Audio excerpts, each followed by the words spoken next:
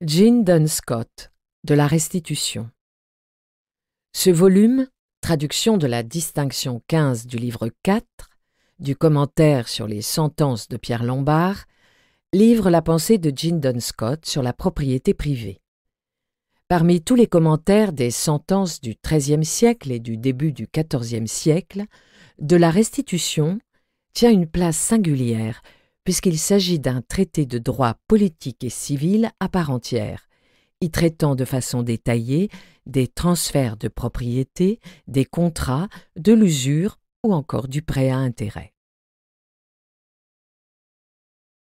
Plus que chez les autres maîtres du XIIIe siècle, y compris Olivier, le commentaire par Duns Scott de la distinction 15 du 4e livre des sentences se présente comme un traité de la restitution avec toutes ses implications.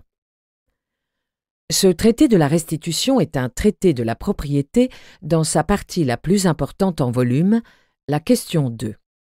En effet, souligne le Doctor Subtilis, la propriété privée est le fondement de la justice en matière de restitution de la chose d'autrui, comme il le déclare dans l'Ordinatio. Ce traité de la propriété est aussi un traité politique.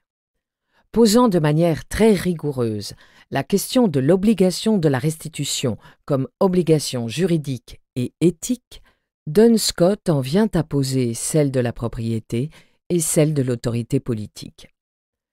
En effet, restituer à quelqu'un sa chose n'a de sens que si et seulement si la chose lui appartient, est sa propriété.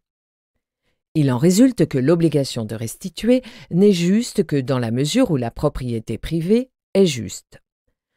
Avant donc de statuer sur la restitution, il est nécessaire de statuer sur la propriété. Se pose alors la question de l'institution de la propriété.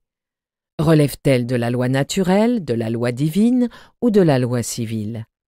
Pour Duns Scott, elle ne relève que de la loi civile. Si la propriété est juste, il est donc nécessaire que la loi civile qui l'institue soit juste.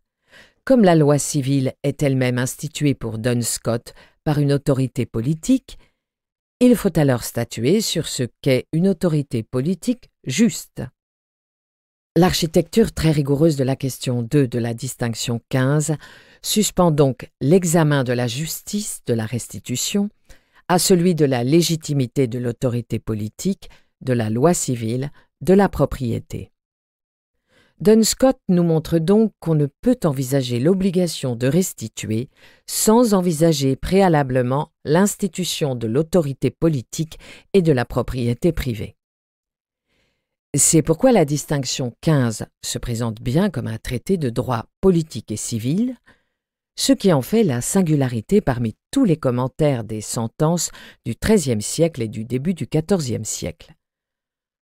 On remarquera que la question de l'autorité politique est amenée par celle de la propriété et non l'inverse, et elle est donc subordonnée à celle du droit, dans une configuration qui, comme telle, n'est en rien héritée de la philosophie grecque.